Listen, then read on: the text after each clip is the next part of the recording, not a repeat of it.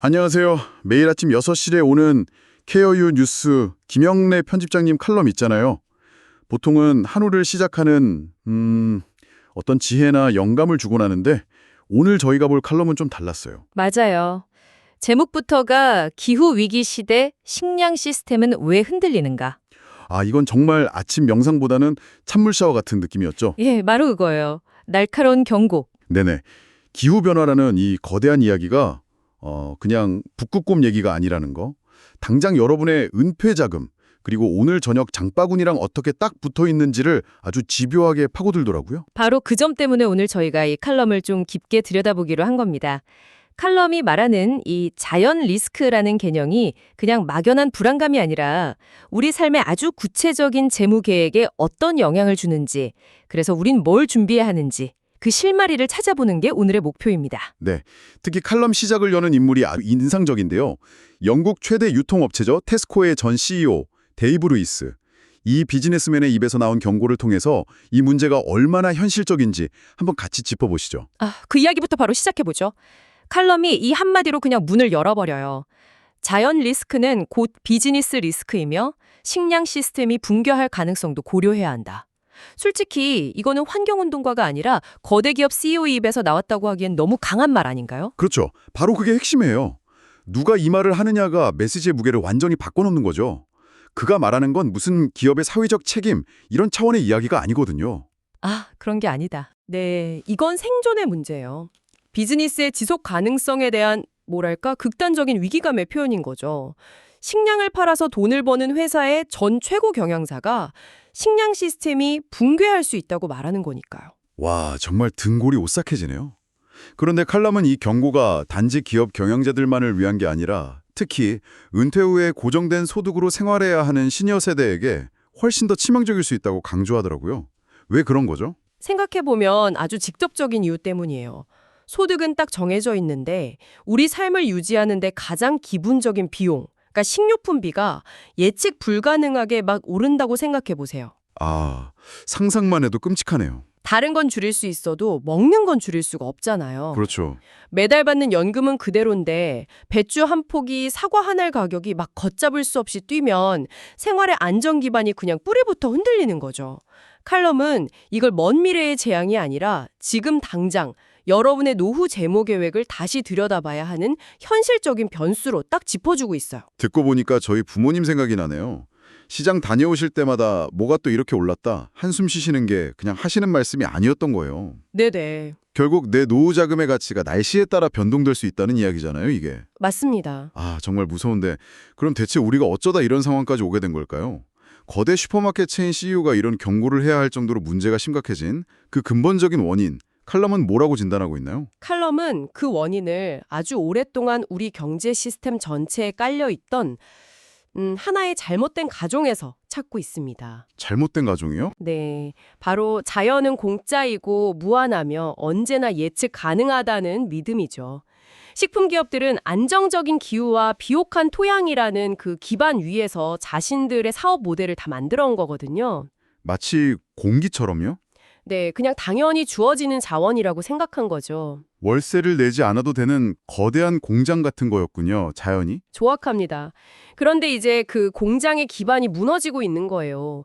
칼럼에 나온 사례를 보면 영국에서는 기록적인 가뭄 때문에 감자나 양파 같은 기본 작물 생산량이 확 줄어서 피시앤칩스 가격까지 위협받고 있다고 해요. 아, 그 정도군요. 이게 영국만의 일이 아니죠. 우리나라도 똑같잖아요. 그렇죠. 작년 여름에 금추 소리 나왔었죠. 맞아요. 배추 가격 폭등해서 이게 단순히 올해 농사가 흉년이네 하고 넘어갈 문제가 아니라는 거예요. 이게 이제 뉴노멀, 그러니까 새로운 표준이 되어가고 있다는 구조적인 위기의 신호라는 겁니다. 이제 문제를 모르는 사람은 없는 것 같아요. 기업들도 당연히 알 거고요. 근데 여기서 정말 답답하고 또 흥미로운 지점이 나오잖아요. 칼럼을 보면 영국의 주요 슈퍼마켓들이 2030년까지 자연 훼손 용량을 절반으로 줄이겠다고 약속까지 했는데 네, 공동으로 약속했죠. 실제 성과는 목표에 한참 못 미치고 있다는 거예요. 이게 대체 뭘까요? 그냥 무능인가요? 아니면 의도적으로 외면하는 건가요? 그게 바로 이 문제의 복잡성을 보여주는 지점이에요. 칼럼은 그 원인을 기업들의 극심한 단기주의에서 찾고 있어요. 단기주의요? 네, 당장 친환경적인 공급망으로 바꾸려면 비용이 들거든요. 예를 들어 지속 가능한 방식으로 재배된 원료는 더 비쌀 수 있죠. 단기적인 분기 실적에 목을 매는 경영진 입장에서는 이 비용 상승이 너무 부담스러운 거예요. 아니 근데 장기적으로 공급망 전체가 붕괴하는 것보다는 싼 비용 아닌가요? 그렇죠. 상식적으로는요. 왜 그런 계산을 못하는 거죠? 실패의 리스크를 제대로 분석을 못하는 건지 아니면 그냥 외면하는 건지. 둘 다라고 봐야죠. 그 실패의 리스크, 그러니까 기후변화로 인한 비용을 재무제표의 숫자로 명확하게 반영하는 게 아직은 좀 어렵거든요. 아, 반면에 친환경 설비에 투자하는 비용은 당장 눈에 보이는 지출이죠. 한국의 ESG 경영도 비슷한 딜레마에 빠져 있다고 칼럼은 지적해요. 아, 우리나라도 마찬가지군요. 네.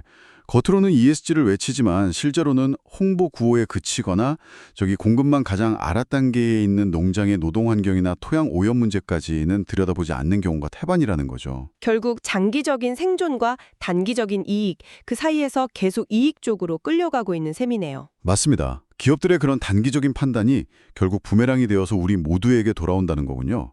자, 그럼 그 연결고리를 좀 더 명확하게 짚어보죠. 칼럼에서 자연 리스크가 어떻게 투자 리스크가 되고 최종적으로 우리 같은 평범한 사람들에게 소비자 리스크로 이어지는지 설명하려고 MBER 연구 결과를 인용했더라고요. 네, 전미경제연구소 연구죠. 이 연구가 바로 그 나비 효과의 경로를 데이터로 딱 증명해줘요. 아주 명쾌합니다. 연구 결과를 보니까 자연 훼손이 심각한 지역의 원자재에 많이 의존하는 기업일수록 장기적으로 주가 실적이 좋지 않다는 뚜렷한 상관관계가 나타났어요. 잠시만요. 이게 좀 더 구체적인 예시를 들어주실 수 있을까요? 가령 제가 어떤 식품회사 주식을 가지고 있다고 해보죠. 이 연구 결과가 저한테는 어떤 의미인가요? 아, 좋은 질문이에요. 예를 들어보죠. A라는 회사가 초콜릿을 만드는데 가뭄하고 병충해에 아주 취약한 특정 지역의 카카오에 전적으로 의존하고 있다고 쳐요. 네. 기후변화로 그 지역의 카카오 농사가 망가지면 A 회사는 원료를 구하지 못하거나 엄청나게 비싼 값에 사와야겠죠. 그렇죠. 원가가 오르겠네요. 그럼 생산에 차질이 생기고 제품 가격을 올리거나 아니면 이익이 줄어들 거예요. 이 모든 과정이 회사의 실적 악화로 이어지고 결국 주가는 떨어지게 됩니다. 아, 이게 바로 자연 리스크가 투자자의 지갑을 위협하는 투자 리스크로 변환되는 과정이에요. 그리고 거기서 그치지 않겠죠. 회사는 어떻게든 손실을 만회하려고 할 테니까. 맞습니다. 불안정한 공급망은 곧바로 가격 불안정으로 이어져요. A 회사는 오른 원가 부담을 당연히 소비자 가격에 넘기겠죠. 아, 결국 우리가 슈퍼에서 사 먹는 초콜릿 가격이 오르는 거예요. 이게 바로 소비자 리스크입니다. 와. 결국 기후 문제는 내 주식 포트폴리오의 수익률하고 매달 내는 식비를 동시에 공격하는 아주 지극히 현실적인 경제 문제가 되는 거죠. 예, 자연에서 시작된 작은 날갯짓이 제 지갑에 태풍을 몰고 오는 과정이 아주 선명하게 그려지네요. 바로 그겁니다. 이렇게 연결해서 보니까 문제가 정말 심각하게 다가오네요. 기업이 이 문제를 외면하는 건 단지 윤리적인 문제가 아니라 투자자하고 소비자에 대한 책임을 그냥 방기하는 거나 마찬가지군요. 그럼 이 거대한 문제를 해결하기 위해서 칼럼은 어떤 방향을 제시하고 있나요? 이대로 그냥 속수무책으로 당하고만 있을 수는 없잖아요. 그래서 칼럼은 다시 데이브 루이스의 말을 빌려와요. 이 문제를 더 이상 기업의 사회 공헌팀이나 홍보팀에 맡겨둘 일이 아니라고 못을 박습니다. 이 사회 수준의 핵심 의제로 다뤄야 한다고 아주 강력하게 주장해요. 이사회 수준에서요? 네, 즉 회사의 명운을 좌우하는 최고 의사결정 기구에서 직접 이 리스크를 관리하고 전략을 세워야 한다는 거예요. 이건 선택이 아니라 생존의 문제라는 인식이 필요하다는 거죠. 칼럼이 제시한 그 기업 이사회가 스스로에게 던져야 할 질문들이 아주 구체적이고 날카롭더라고요. 네, 맞아요. 예를 들면 이런 것들이죠. 향후 10년간 기후변화가 우리 회사의 핵심 공급망에 어떤 물리적 영향을 미칠 것인가? 그리고 또 이런 것도 있죠.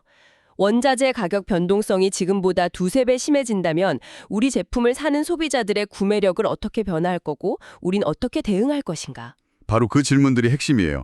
저 질문들에 제대로 답할 수 없는 기업이라면 사실상 미래에 대한 준비가 전혀 안 되어 있다고 봐도 무방해요. 그렇겠네요.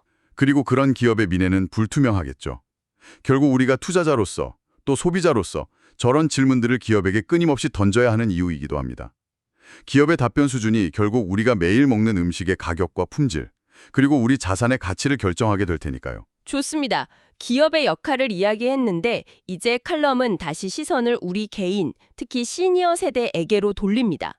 이 거대한 변화의 파도 앞에서 개인이 할 수 있는 일이 과연 있을까 싶기도 한데 칼럼은 아주 구체적인 대응 방안들을 제시하고 있어요. 네, 막연한 불안감에 머무르지 말고 좀 능동적으로 대처하자는 취지죠. 네 가지를 제안하는데요. 첫째, 식료품 가격 상승은 이제 일시적인 현상이 아니라 상수라고 보고 장기적인 생활비 구조를 다시 한번 점검하라는 거예요. 상수다. 네. 은퇴자금 계획을 세울 때 예전보다 훨씬 높은 식품 물가 상승률을 적용해서 다시 계산해 볼 필요가 있다는 거죠. 아, 돈 문제뿐만이 아니더라고요. 두 번째는 건강 문제였어요. 맞아요. 기후변화는 작물의 생산량뿐만 아니라 영양소 함량에도 영향을 미칠 수 있다는 연구들이 있거든요. 영양소 함량이요? 네. 예를 들어서 대기 중 이산화탄소 농도가 높아지면 쌀이나 밀의 단백질, 미네랄 함량이 줄어들 수 있다는 거죠. 따라서 단순히 배를 채우는 걸 넘어서 영양 균형이 잡힌 식단을 통해서 건강 관리의 고삐를 더 단단히 쥐어야 한다는 조언입니다. 내 돈과 내 몸을 동시에 지켜야 하는 상황이네요. 그렇죠. 그리고 세 번째와 네 번째 제안은 좀 더 사회적인 참여를 강조하는 것 같았어요. 맞습니다. 세 번째는 내가 돈을 쓰는 기업, 내가 투자하는 기업이 기후 리스크에 얼마나 잘 대응하고 있는지 꾸준히 관심을 가지라는 거예요. 이건 내 자산을 지키는 일이자 시장을 통해 기업의 변화를 압박하는 현명한 소비자의 역할이기도 하죠. 그리고 마지막으로 이런 정보들을 혼자만 알고 있지 말고 주변 친구나 이웃 같은 지역 커뮤니티 안에서 적극적으로 나누고 함께 대응 역량을 키워나가자는 제안입니다.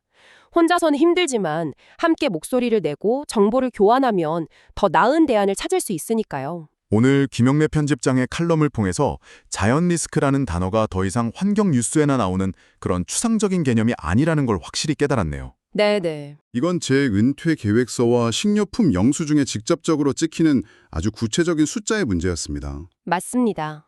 칼럼이 마지막으로 던지는 메시지는 이 모든 대응이 무슨 미래 세대를 위한 숭고하고 이타적인 과제가 아니라는 점이에요. 바로 지금 우리의 안정적인 삶을 지키기 위한 가장 현실적인 생존 과제라는 거죠. 기업과 사회가 이 문제를 어떻게 다루는지에 따라 오늘 이 방송을 듣고 계신 여러분 각자의 삶의 질이 결정될 겁니다. 오늘 이야기를 마무리하면서 여러분이 계속 고민해 볼 만한 마지막 질문을 하나 남겨드리고 싶습니다. 칼럼이 인용한 데이브 루이스의 단순하지만 지극히 근본적인 질문이에요. 만약 우리가 더 이상 식량을 재배할 수 없다면 기업은 무엇을 팔 것인가? 이것은 단순히 식품 기업만을 향한 질문이 아닙니다. 안정적인 자연이라는 보이지 않는 플랫폼 위에 서 있는 우리 경제 시스템 전체, 그리고 그 안에서 살아가는 우리 자신에게 던지는 묵직한 질문입니다. 과연 우리는 무엇을 먹고 살 것인가 하는.